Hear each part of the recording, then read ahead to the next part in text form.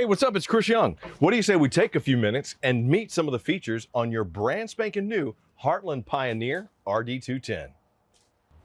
Congratulations on picking up your brand new Heartland Pioneer RD210. Let's talk about some of the features you're going to find on it. We're going to start right up front with the Ram powered tongue jack, and really three things to note on this one. Number one, the manual override access with the rubber stopper. This is the tool you would use if you did not have power to operate the powered tongue jack. You would just stick this in there and hand crank it whichever direction you want it to go. You got your rocker switches right here. One is for your LED light on the front. One is to actually move the jack up and down. And when you're leveling your RV or when you're stabilizing it, you always want to do the side to side first and then front to back. Now, right behind that, we have our twin 20-pound LP tanks. With the cover, you'll see we have a little regulator right here that lets us know if we have any propane in the tanks. We're going to go ahead and open these up, make sure that the connections are secure, and it looks like we do have some propane, as you see with the green indicator right here. Now, the supply indicator is pointing to my right tank right now. If you wanted to move it over to the left tank, you would just switch it, and that's how you would operate them. We're going to go ahead and close these off.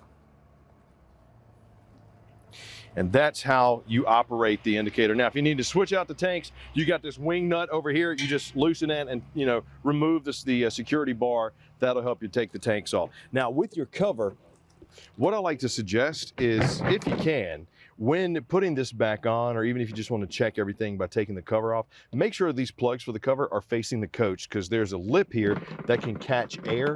When going down the road, you can see how it's shaking by me just grabbing it. That means the wind could also do the same thing. Now, come around to the campsite, and you'll see you have the power pack on your RD210, which means power stabilizer jack, power awning, and also power tongue jack. These are the Lippert PSX1 power stabilizer jacks. You can see right here with the rocker switch, extend and retract for those.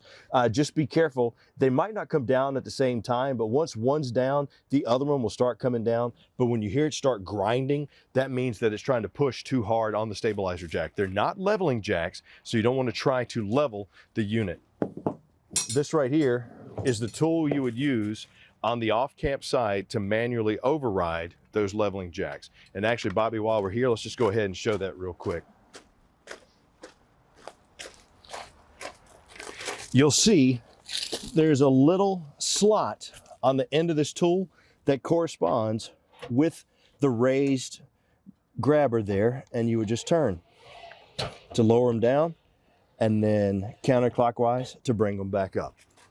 So not too hard, but once again, with anything with your RV that you're going to be pulling, lifting, turning, cranking, a bad back, bad shoulders, bad knees, whatever, try not to overdo it. Ask for help if you need to, or ask for a way to do it, easier for you.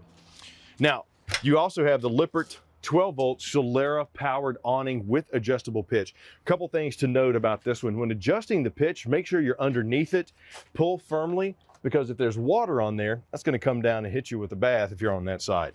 Then when you're done, be sure to push it back level so that when you roll the awning in, you don't have any issues with it coming in cockeyed, getting off the frame, or breaking. There's also a rubber stopper on the end that is the manual override for your awning.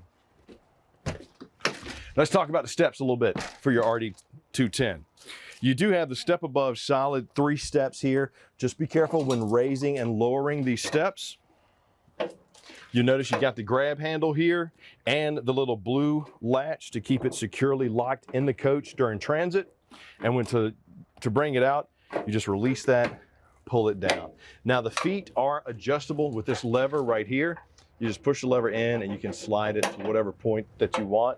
And when you're leveling, make sure, A, that you're safe and secure, and B, that not only are the feet flat, but this plate up here is also flat and flush as much as possible. Because if that's raised, you won't be able to shut the door. And you can just adjust the feet. You need to secure the door. You got the door latch right here. Just push up and turn, and now your door will stay safe while in transit. Tank flush is located on the campsite. Just make sure before you put a water hose in there, 2 things. Number 1, the water hose is not your potable water hose.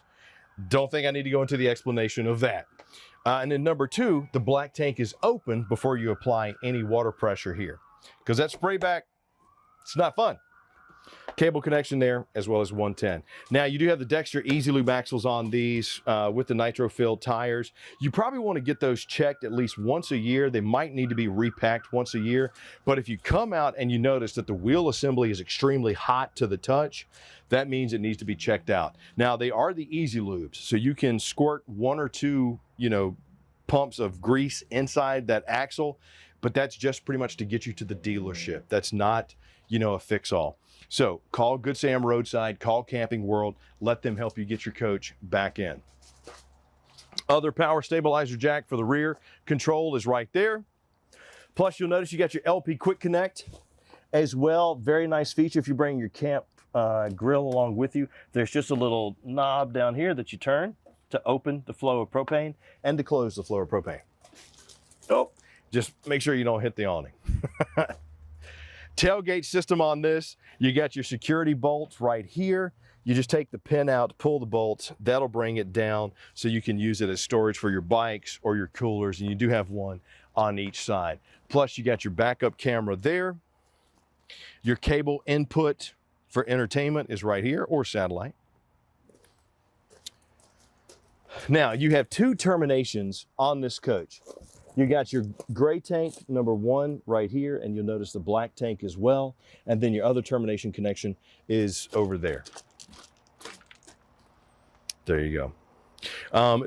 When setting these up at the campsite, number 1, you don't have to leave them open all the time. As a matter of fact, we suggest that you don't, especially with the black tank, because that can cause pyramiding, the solid waste can.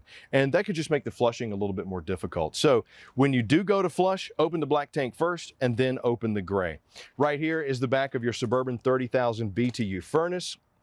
Just be careful, don't put any fabric chairs or anything to block this vent, because the hot air will cause some issues. Now, you also have the Suburban hot water heater on this one. You'll notice the pressure release valve, the anode rod, as well as the manual reset, the flash tube, the igniter, and the exhaust.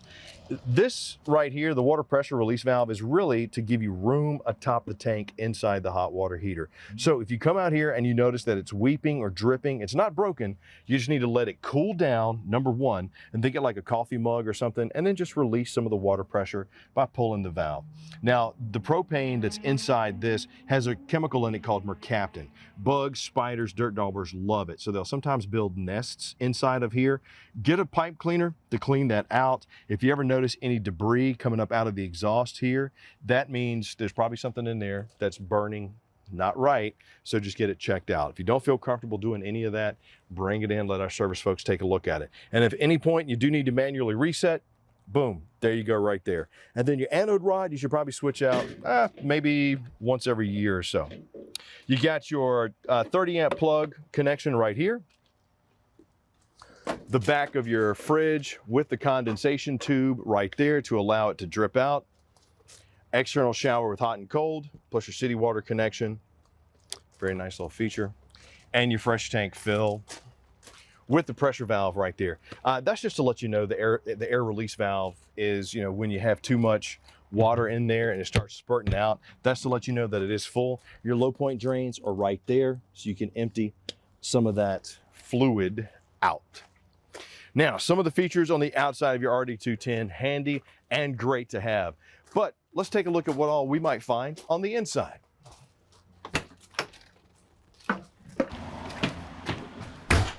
So, once you're in your Heartland Pioneer RD210, the first thing you probably want to look for are some of the controls. Now, right here will be, because this is a slideless unit, pretty much the only thing you're going to be able to control is your awning.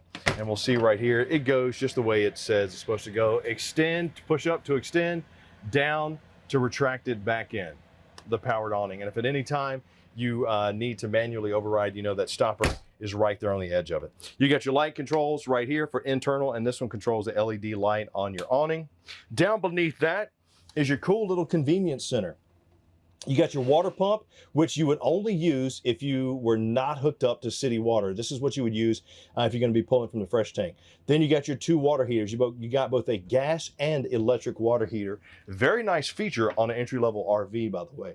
And if you want a quick bypass or get water super quick, like you're taking a lot of showers or a lot of people are cleaning, cut both of those on, you get water much faster. Check your battery, check your fresh tank, your black tank, and your gray tanks. Now, when dumping your tanks, if you come in and you notice, oh, hey, I flushed them. Why are they not showing empty? There can be a water bead in between the 2 sensors on that tank. Just give it about 15 minutes, let that flush down, come back and check it. It should read empty. If not, bring it in, let our service folks take a look at it for you. You also get your LPO2 detector down there. Very nice to have. We're actually going to start right up front. Now here, you'll notice you have your little LED light there. You got this plush, comfortable foam mattress and your storage door. With these storage doors, once again, anything heavy, just be careful. If you got back problems, shoulder problems, whatever, ask somebody to help you lift. TV backer, as well as cable and power outlets right there. That TV backer should hold a 32-inch TV on it, but check with your service or your or your specialist about what TV can you put there and how do you get it. You are also set up for the WineGuard 4G LTE extension. Great for boosting that Wi-Fi, that 4G, all that good stuff. Now, your AC controls as well as your HVAC controls, or excuse me, your heat controls are controlled by this Advent Air panel right here. You can cut this on, cut on the fan, cut on the AC, or cut on the heat. If you're plugged into shore power and this faceplate is working, or it's, if they say, oh, wait a minute, this faceplate isn't working, bring it in, let our service folks take a look at it. If you are plugged into power, this is working, but you're not getting heat or air, you do have a fuse box, which is located right here, which these fuses, if one of them is faulty, there'll be a red light to indicate that something's wrong. Check that. You can even tell sometimes by the little window right there that something might be wrong. If everything checks out, the fuses look okay, bring it in, let our service folks take a look at it. Your AC is located right here with the quick cool dumps on the sides and the back and the vents right there. You can also push to take this off and change the filter, which is located right above the panel.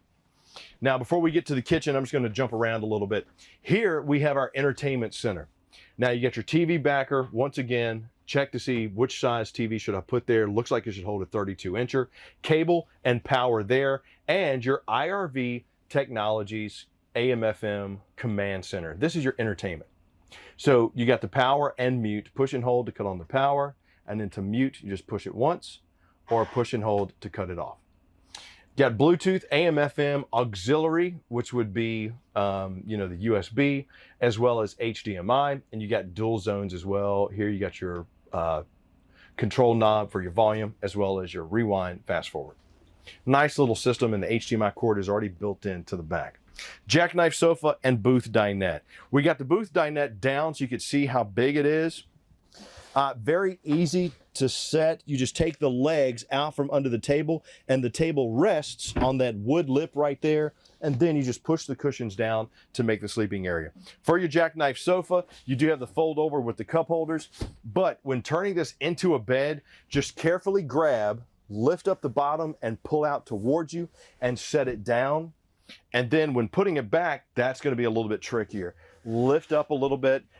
I like to grab the back and kind of push and pull like that, kind of rock it back, and then just set it in place.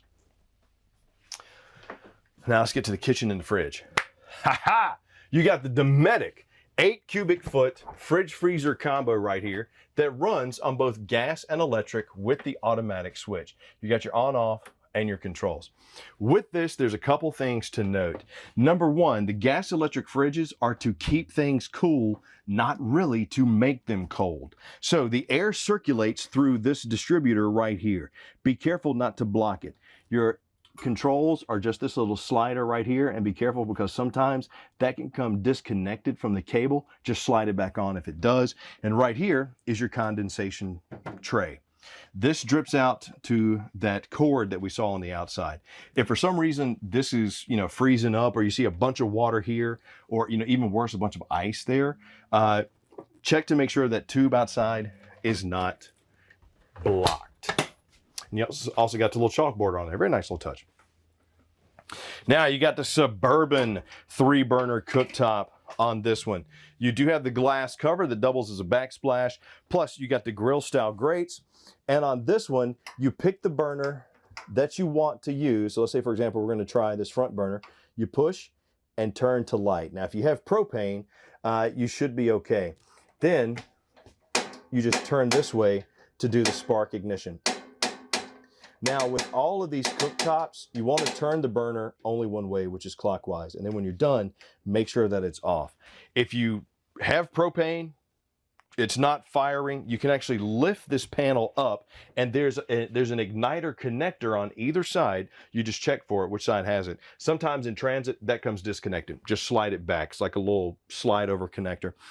If for some reason that's still not working, bring it in, let our folks at Camping World of Gander take a look at it. And then for your oven, just open it up. You got your oven controls right here. You'll notice we got on, and then we got the temperature controls. Just turn it to on and cut your igniter, and you should get spark rolling that way. Just always make sure to cut everything off when you're done. You don't want propane leaking inside your RV. Microwave works like a microwave should. Sink, you got hot and cold, and then to open, you just pull it forward. That gives you the water pressure right there. All in all, let's check out the bathroom. With the bathroom, you got a powered vent and fan right there. Plus you got the high-rise plastic bowl that is Dometic with the foot flush. You just push the pedal down just a little bit to get water in the bowl, and you push it all the way down to empty the bowl. And sometimes that flapper, if you see it, that it's leaking, the water's not staying in the bowl, you can get a glove with some Vaseline, rub it on that bottom of that black lip on the inside, and that'll help keep it in place. Hot and cold on your sink, as well as hot and cold on your shower with the little spray selector on your handle. And there you go.